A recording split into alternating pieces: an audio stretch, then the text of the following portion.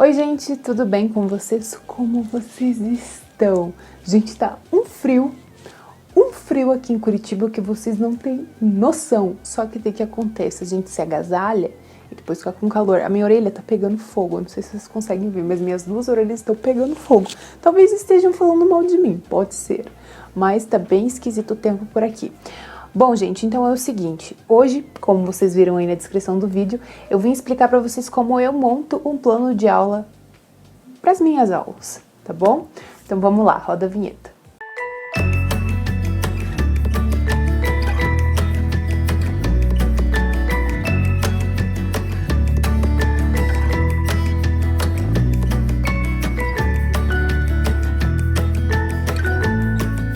Bom, gente, então é o seguinte, tá? Geralmente, as faculdades, elas já disponibilizam algum modelo de plano de aula da instituição mesmo, tá? Só que às vezes pode acontecer da faculdade não disponibilizar, tá? Que é o caso, por isso que eu estou gravando esse vídeo, porque em alguns casos a faculdade não disponibiliza e pede para que o aluno monte o plano sozinho, tá?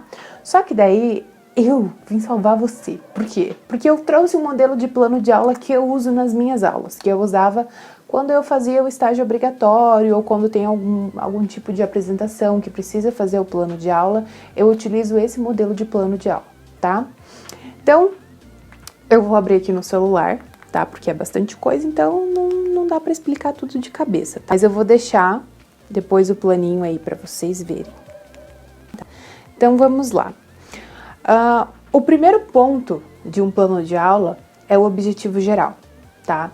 Então, o objetivo geral é o que você quer trabalhar como um todo. Por exemplo, esse plano de aula eu montei quando eu estava fazendo estágio de adaptada para pessoas com deficiência, tá? Qual era o meu objetivo durante o estágio? Era levar saúde e qualidade de vida para eles. Basicamente, esse era o objetivo geral, tentar desenvolver alguma aptidão física.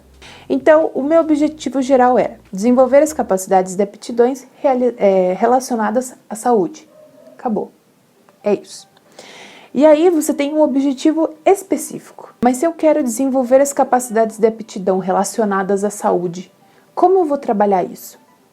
Isso você tem que colocar no objetivo específico. Então, por exemplo, o meu objetivo específico, no caso daí, era realizar as atividades em equipe.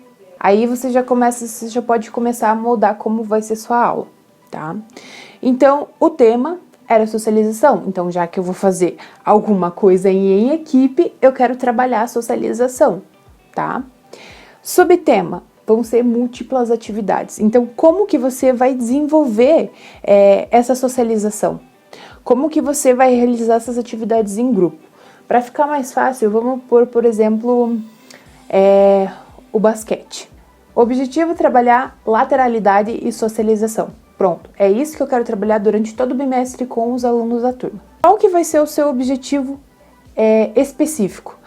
Eu quero trabalhar, por exemplo, arremesso e situações de jogo. Como você vai trabalhar isso? Que tema você vai utilizar? Vou utilizar o tema de basquete. Subtema, vou colocar situações de jogo, vou fazer uma aula lúdica. Basicamente isso, só para vocês tentarem entender essa parte, porque essa parte eu acho que é uma das partes mais complicadas assim de explicar.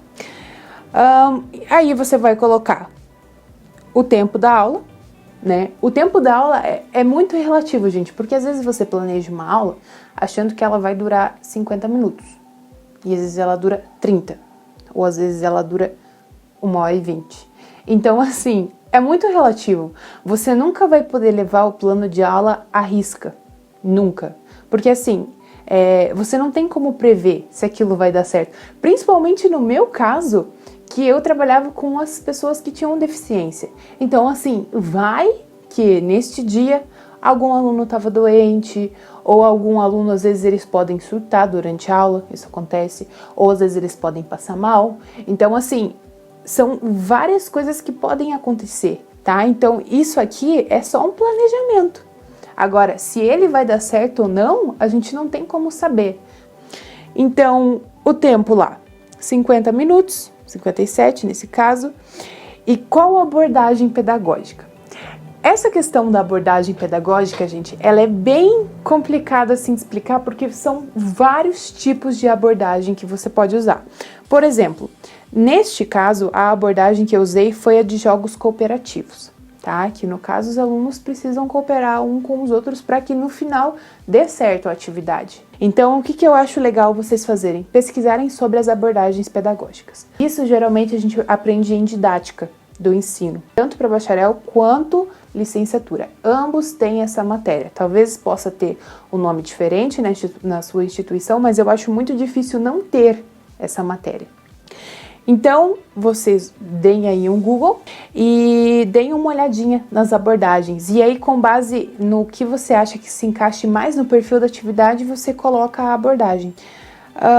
A metodologia. Que tipo de metodologia você vai usar para ensinar os alunos? Como no meu caso, eram alunos com deficiência, então precisava ser uma aula demonstrativa.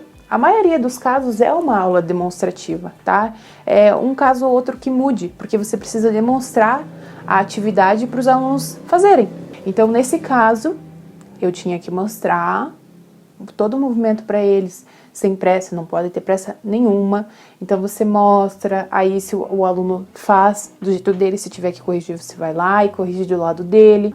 Então, basicamente, é a aula demonstrativa. Os recursos materiais são os materiais que você vai utilizar para aplicar aquela aula. É importante que você coloque tudo. Novamente, material também é uma coisa muito relativa, porque às vezes você coloca lá, por exemplo, aqui a gente colocou 18 garrafas, uma bola de vôlei, uma rede de vôlei, 9 arcos. Aí você pode chegar, dependendo se você não conhecer a instituição. A instituição não tem garrafa, não tem bola de vôlei e não tem rede de vôlei. O que você vai fazer? Você vai tentar improvisar.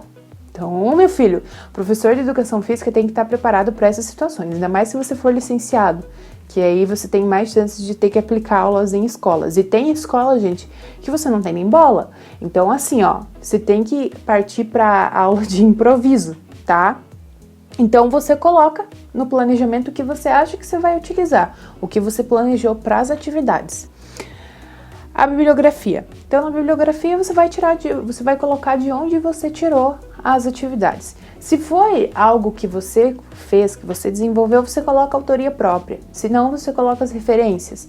Se você for utilizar músicas, você coloca a referência das músicas, né? Às vezes a gente puxa mais do YouTube, então coloca o link do YouTube, onde a música está disponível. Se for de algum livro, você coloca a bibliografia do livro, tá? E assim por diante.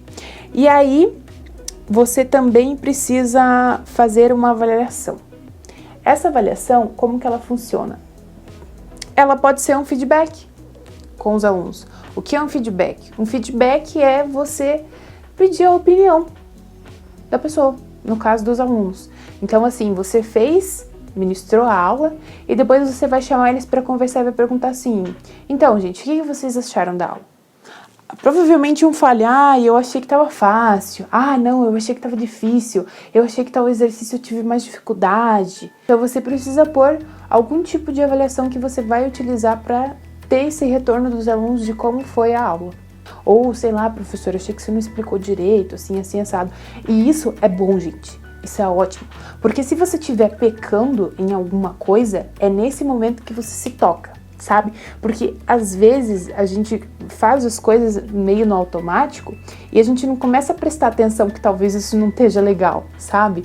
E essa parte do feedback é importante por isso. E aí a gente já vai partir para a descrição da aula. A descrição da aula geralmente funciona como? É o momento de aquecimento. Então, como é que você vai aquecer esses alunos? Aqui, por exemplo, eu coloquei para início, a gente colocou um alongamento que vai ser realizado rotação de punho, de tornozelo, de ombro, de pescoço, flexão e dorsiflexão para os pés durante 7 minutos. Tá? Por que acontece? Nesse tempo aqui da descrição, você tem que ir colocando o tempo das atividades para você fechar o tempo lá em cima. Então, primeiro você monta as atividades, separa o tempo e depois você coloca o tempo lá em cima. Então, parte inicial de aquecimento. E aí, a gente vai começando a desmembrar. A primeira atividade que a gente colocou é o vôlei sentado, que é a parte principal da aula, tá? Então, o principal foco da aula vai ser o vôlei sentado. Então, a gente colocou aqui, ó, a aula será iniciada com uma atividade recreativa de vôlei, durante 15 minutos. Se você achar assim, não, essa parte principal tem muito pouco tempo, eu dou uma aula, digamos, de 1 hora, então 15 minutos não é o suficiente, então vamos colocar mais uma atividade principal. No caso, a gente colocou boliche. Então, na segunda parte da aula, os alunos farão 3 colunas, os primeiros da coluna, Para a última atividade, os alunos farão 3 colunas em frente ao primeiro aluno, Vai descrever a atividade e colocar o tempo da atividade. E para a parte final, aí você coloca, para a parte final, o professor irá realizar um relaxamento dos membros inferiores e superiores e aplicará uma atividade do abraço e etc. A parte final da aula, que é o momento final da aula, gente, isso aqui é muito importante vocês fazerem nos alunos, principalmente alunos de escola, principalmente se você deu uma aula agitada. Por quê? Porque se o fulaninho lá foi para a escola, ele fez a aulinha de geografia, ele saiu, ele foi para a aula de educação física, correu igual um doido, fez circuitinho, Se você não fizer uma aula de relaxamento para essas crianças, elas vão voltar pilhada para a sala de aula. E coitado do professor de matemática que vai dar aula depois, tá? Porque aí o que acontece, gente? Eles ficam muito acelerados. Então, assim, um relaxamento não é você mandar o aluno deitar lá e fechar os olhos. Não, um relaxamento pode ser uma atividade mais calma. Então, você coloca lá uma atividade mais calminha para eles fazerem, para eles voltarem ao ritmo normal, desacelerarem, tá? E aí vai estar tudo certo. E aí, por último, você vai colocar as observações. No caso aqui, as minhas observações foram: os exercícios serão adaptados conforme o nível de compreensão e execução dos alunos. Por quê? Porque como era uma instituição para pessoas com deficiências, nós tínhamos vários tipos de deficiência, entende? Então, assim, é sempre uma pessoa diferente da outra. Então, assim, às vezes uma pessoa é mais ágil, às vezes a outra não é tanto, às vezes uma pessoa tá de bom humor, às vezes a outra não tá. Então, assim, querendo ou não, você vai ter que tentar driblar esses obstáculos e tentar aplicar aula para eles. Então, gente, é basicamente isso. Espero ter ajudado vocês. Não é difícil, tá? Depois que vocês começam a fazer, assim, vocês veem que isso vai melhorando aos tempos, não fica tão difícil. Se vocês tiverem alguma dúvida, pode deixar aqui na descrição, tá bom? Link do WhatsApp está no Instagram do canal, que é @canaldanina, tá?